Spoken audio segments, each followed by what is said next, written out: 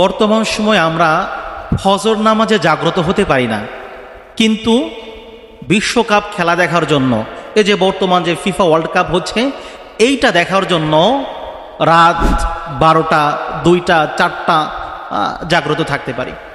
কখনো যদি আমাদের রাতের বেলা খেলা দেখতে না পারি, মনে করেন কোনো প্রয়োজন বশত দেখতে পারিনি, তাহলে সেটা সকালে অপেক্ষা থাকি কখন এটা আবার দেখাবে। আমার কাছে সবচেয়ে বেশি কষ্ট লাগে যে আমি রাতে জাগ্রত হচ্ছি খেলা দেখার জন্য, কিন্তু ফজর নামাজের জন্য জাগ্রত হতে পারতেছি না। তাহাজ্জুদ তো দূরে থাক, ফজরের জন্য জাগ্রত হতে পারতেছি না। আরে একজন মানুষ যদি কবরকে বিশ্বাস করে, আল্লাহকে বিশ্বাস করে, সে কিভাবে নামাজ ছাড়া থাকবে? কিভাবে সে নামাজ ছাড়া থাকবে আবার এইগুলো করতে পারবে? সবচেয়ে বড় কথা, আমরা যারা মুসলমান, শুধু মুসলমান না, আমরা যারাই মানুষ, ইনসান, সবাইকেই হিসাব আর নিকাশ দিতে হবে। আল্লাহ তাআলা সব জায়গায়, প্রায় জায়গাতেই কাফেরদের ব্যাপারে কঠিনভাবে বলেন। যেখানেই জাহান্নামের আলোচনা করেন, সেখানেই আল্লাহ তাআলা কাফেরদেরকে বলেন ইন্নাল্লাযীনা কাফারু, ইন্নাল্লাযীনা কাফারু। যে সমস্ত মানুষেরা কুফরি করেছে তাদের স্থান হবে জাহান্নাম, সবসময় জাহান্নামে থাকবে। আর যারা কাফির হবে আর আমরা যারা ঈমান আনবো না, খেল তামাশার মধ্যে মত্ত থাকব,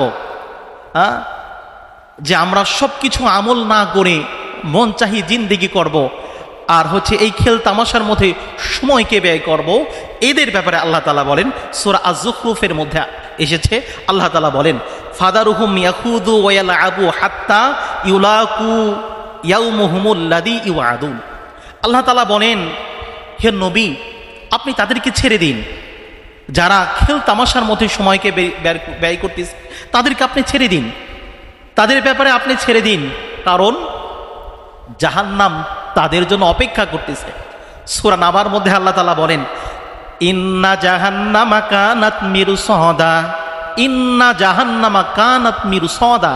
আল্লাহ তাআলা বলেন জাহান্নাম ওত পেতে রয়েছে, জাহান্নাম ওত পেতে রয়েছে সে সমস্ত ব্যক্তিদের জন্য যারা কুফরি করবে, যারা ঈমান আনবে না, আল্লাহর বিধান মানবে না, ধর্মের কাজ করবে না, না করে খেল তামাশার মধ্যে মন চাহি জিন্দেগি করবে, তাদের জন্য জাহান্নাম ওত পেতে রয়েছে।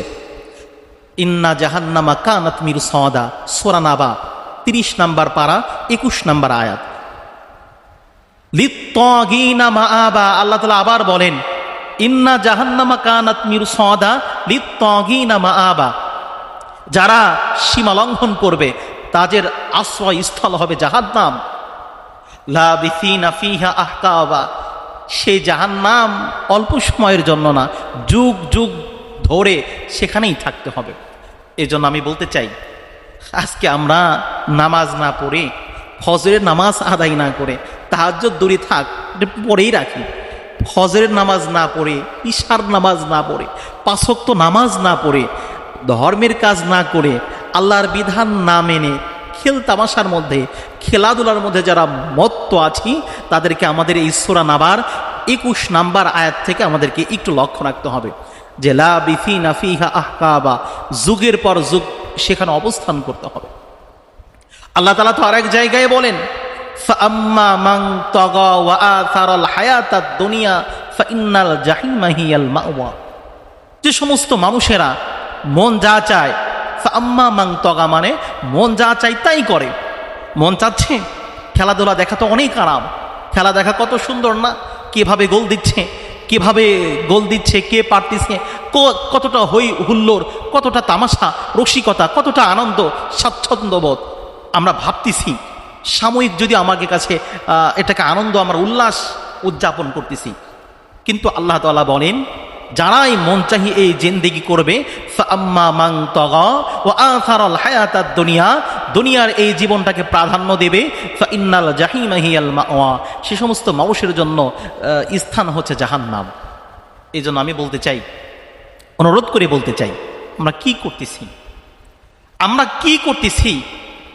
আজকে আমরা এই নামাজ না পড়ে আমরা হচ্ছে এই খেলাধুলার জন্য খুব জাগ্রত, এইটা নিয়ে আমরা খুব পেরেশানি। কখন খেলা হবে, কখন কোন দরে খেলা হবে, কখন কী হবে, এটা পেরেশানি। সবচেয়ে আর একটা বিষয় আমার কাছে খুবই আমাকে কষ্ট দেয়, খুবই প্যারা দেয়, সেটা হচ্ছে আমি নষ্ট হচ্ছি, আমি খেলাধুলার পিছনে মত্ত এখানে সময় ব্যয় করতেছি, সেটা হোক আমার পরের প্রজন্ম, আমার সন্তান, একেও নষ্ট করতেছি। এই বিষয়টা আমাকে খুবই কষ্ট দেয়। কিভাবে? সেটা হচ্ছে আমি আর্জেন্টিনা ব্রাজিলের জার্সি পরতেছি, বাকি আমার সন্তানদেরকেও, ছোট্ট ছোট্ট কচি কচি সন্তান, এখনো সে জানে না আর্জেন্টিনা কি, ব্রাজিল কি, এটা কোন দেশ কি, কিছুই বোঝে না, এরকম ছোট্ট ছোট্ট কচি কচি সন্তানদেরকে আমরা আর্জেন্টিনার জার্সি গায়ে দিয়ে দিচ্ছি, কেউ বা ব্রাজিলের জার্সি গায়ে দিয়ে দিচ্ছে, কেউ বা ছোট্ট ছোট্ট ফ্ল্যাগ পতাকা কিনে দিচ্ছি দোকান থেকে, স্টিকার কিনে দিচ্ছি, কাউকে আবার ব্যানার বানিয়ে দিচ্ছি, ফেস্টুন বানিয়ে দিচ্ছি। এটা আমরা কি করছি আমরা করছি কি? আমি পথে ঘাটে চলাফেরা করি, চোখ বন্ধ করি না, অনেক সময় দেখি এমনও ব্যানার, এমনও ফেস্টুন টানানো, ব্যানার টানানো আছে যে জায়গায় এত ছোট্ট ছোট্ট বাচ্চাদের ছবি দেওয়া, এখনো আমার মনে হয় বয়স 7 বছর, 8 বছর, 9-10, এখনো যুবক হয় নাই, কিশোর বলা যায় না, একদম শিশু, এদের ছবি দিয়ে এমনকি যে সেখানে আর্জেন্টিনার জার্সি পরা, ব্রাজিলের জার্সি পরা, অথবা ওই ব্যানারটাই বানানো হয়েছে ওই আর্জেন্টিনার পতাকার কালার দিয়ে, ব্রাজিলের পতাকার দিয়ে। এগুলো কি করছি আমরা? এইগুলো কি করছি? নষ্ট হই আমাদের সন্তানদেরকে এইটা না, আসলে তো প্রয়োজন ছিল আমাদের এইটা, কালেমার পতাকা হাতে তুলে দেওয়া, এটা আমাদের পতাকা, কালেমার পতাকা, এটা বাংলাদেশের পতাকা, এগুলো না প্রয়োজন ছিল তাদেরকে প্রথমে নামাজ শেখানো, তাদেরকে মসজিদে নিয়ে যাওয়া, এইগুলো না প্রথম আমাদের প্রয়োজন ছিল। এইটা না করে আমরা নিজেরাও খেলা দেখতেছি, বাচ্চাদেরকে খেলা দেখাচ্ছি, আর পরে আমরা হুজুরদের কাছে বলবো যে আমাদের সন্তানদের জন্য হুজুর দোয়া করেন, একটু ওয়াজ করেন, সন্তান ভালো না, সন্তান কথা শোনে না। আরে প্রথমেই তো আমি আমার সন্তানদের ভিতরে খেলাধুলা, হারাম কাজ, তারপরে ইহুদি খ্রিস্টানদের এদেরকে সম্পর্ক করে দিচ্ছি, তাহলে ও ভালো হবে কিভাবে? প্রথমে তো ওর সাথে সম্পর্ক করে দেওয়া ছিল কালেমাটাকে, নামাজটাকে, ইসলামের নৈতিক কিছু শিক্ষাকে, মুআমালাত মুআশারাতকে, সুন্দর কথাবার্তাকে আমি তার বিপরীতে দিচ্ছি, আর আমরা পরে ফিকির করতেছি কেন আমাদের সন্তান ভালো হয় না। এই জন্য বলতে চাই যুবক ভাইরা, আমরা এখনও যারা বিবাহ করেছে, আমাদের বাচ্চা আছে, আমরা এই জার্সি না পড়াই। আর আজকের আলোচনা যে বিষয় নিয়ে কথা বলতেছি সেটা হচ্ছে আমল। আমরা ওই রাতে জাগ্রত না থেকে আমরা আল্লাহকে বিশ্বাসী রেখে, নবীর উপর ঈমান রেখে, নবীকে ভালোবাসা দেখে, সব কিছু দেখে আমরা রাতে জাগ্রত থেকে ওই খেলাধুলা না দেখে আমরা নামাজ পড়ি, আমরা রাতে জাগ্রত ফজর নামাজ পড়ি। ফজর নামাজ পড়লে যে প্রশান্তি পাওয়া যাবে, যে শান্তি লাগবে, এটা খেলাধুলার মধ্যে লাগবে না। কারণ গুনাহের কাজ করার পরে অবশ্যই খারাপ লাগবে, খেলাধুলা দেখার পর অবশ্যই খারাপ লাগে, শান্তি পাওয়া যায় না। শান্তি তো তখন পাওয়া যায় যখন আমরা ফজরের নামাজ আদায় করি জামাতের সাথে, তখন একটা অন্তরের প্রশান্তি।